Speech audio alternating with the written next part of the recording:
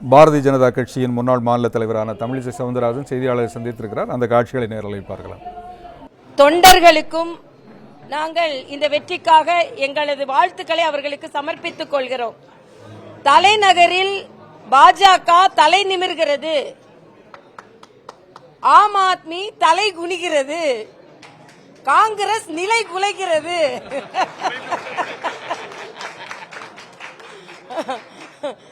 டெல்லியில் பாஜக தலை நிமிர்கிறது, ஆம் ஆத்மி தலை குனிகிறது, காங்கிரஸ் நிலை குலைகிறது. இதுதான் இன்னைக்கோட ஒரு ரொம்ப எல்லாருக்கும் மகிழ்ச்சி. அதே மாதிரி தமிழகத்தில் நிறைய தலைவர்கள் அங்கே சென்று பிரச்சாரம் செய்தார்கள். அண்ணன் கருநாகராஜன் போன்றவர்கள், மற்ற எல்லா தலைவர்களும் அவங்க தலைமையில் நிறைய நாட்கள் அங்கே பணிபுரிந்தார்கள். நானும் சென்றிருந்தேன்.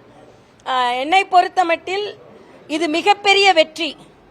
பாரதிய ஜனதா கட்சி வளர்ச்சிக்கான திட்டங்களை முன்னெடுத்து செல்லும் என்பதற்காக தலைநகர் மக்கள் பாரதிய ஜனதா கட்சிக்கு வாக்களித்திருக்கிறார்கள். ஆக தலைநகரிலேயே தாமரை மலரும் பொழுது தமிழகத்திலும் தாமரை மலரும் என்ற நம்பிக்கை எங்களுக்கு வந்திருக்கிறது.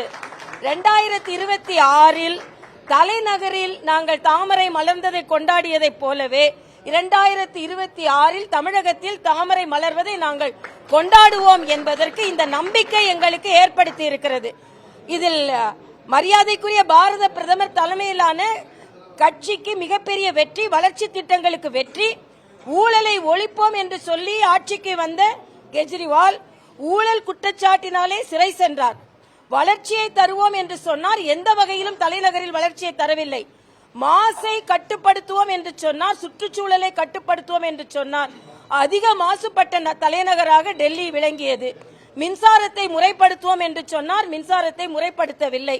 தண்ணீர் வசதியை ஏற்படுத்தி தருவோம் என்றால் மக்கள் எல்லாம் கண்ணீரில் தான் தத்தளித்துக் கொண்டிருந்தார்கள்.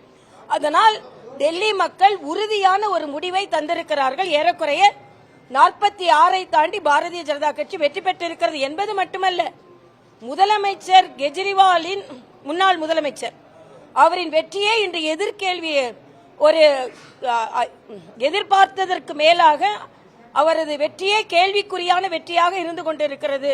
நிலை குலைந்து போயிருக்கிறார் என்பதுதான் எங்களது. எல்லாவற்றிற்கும் மேலாக திமுக இதுல ரொம்ப கவலைப்படணும். ஏன்னா அவங்களோட இண்டி கூட்டணி ஒரு தேர்தலை கூட ஒற்றுமையாக எதிர்கொள்ளவில்லை. அது மட்டுமல்ல, காங்கிரஸ் இதில் 0 வாங்கி இருக்கிறார், ஹேட்ரிக் 0. அதனால இது மிகப்பெரிய வெற்றி பாரதிய ஜனதா கட்சிக்கு.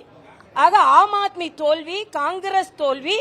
ஆக திராவிட முன்னேற்ற கழகம் தான் அங்கம் வகிக்கும் ஒரு இண்டி கூட்டணியை ஒரு முறைப்படுத்தப்பட்ட கூட்டணியாக தேர்தலில் எதிர்கொள்ள முடியாததும், அவர்கள் பங்கெடுத்துக் கொண்டிருக்கின்ற இண்டி கூட்டணி அங்கே தோல்வி அடைந்து கொண்டிருப்பதும், அதனால இங்கே உள்ள வெற்றியை கூட அவர்களால் கொண்டாட முடியாத ஒரு சூழ்நிலையில் திமுக இருப்பதும் இங்கே நான் குறிப்பிட விரும்புகிறேன். அதனால் இன்று அது மட்டும் இல்ல, பிற்படுத்தப்பட்ட மக்கள் அதிகம் வாழுகின்ற இடங்களில் பாஜக அறுதி பெரும்பான்மை படுத்திருக்கிறது.